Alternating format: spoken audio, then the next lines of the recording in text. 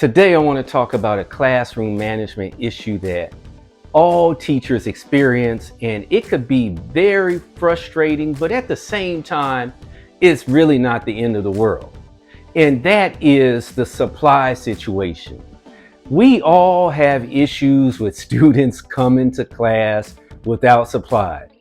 When students don't come to class with supplies, it has the potential to be a big distraction in a couple of ways. First off, if they're wanting to do the right thing, a lot of times they're going to ask you, hey, can I borrow a pencil? Can I borrow some paper? Then there's those that maybe they're not so motivated to work, and so they don't ask for anything, and they're just sitting there, and they have the potential to disrupt your class. And so, again, supplies is a big issue. And so one thing you want to do is maybe have a supply table. Have paper and things that, don't really cost a whole lot, readily accessible. Now, the one thing that tends to cost a whole lot, because a lot of students often need it, is pencils and pens.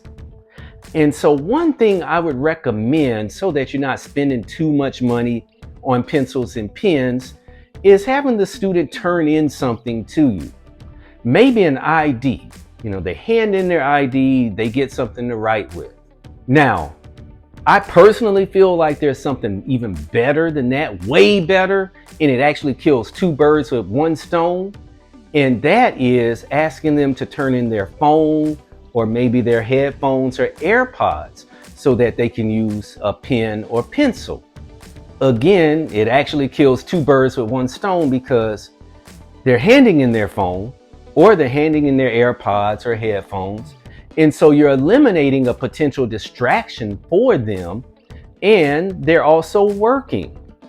And I know some of you may be thinking, well, hey, the students aren't going to want to do that. What I found was the overwhelming majority are more than willing to trade those in, because honestly, they know that they're a distraction. If they're wanting to get their work done, they will typically hand in those things. The one thing you have to be careful of is making sure that you secure their property.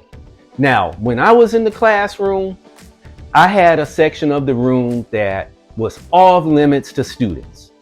Guess what that was? My desk. And so students knew that they weren't supposed to come behind my desk, especially if I wasn't there.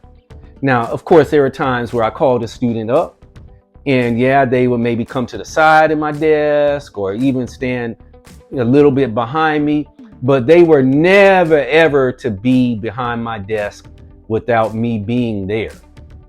And so if you have a policy like that, that means that you can store headphones, phones, AirPods behind your desk securely. They won't get stolen, they won't get lost. And then you just hand them back whenever the student hands in the pencil or the pen. And so that's just a classroom management tip to make your life a little bit easier and to help students. Take care.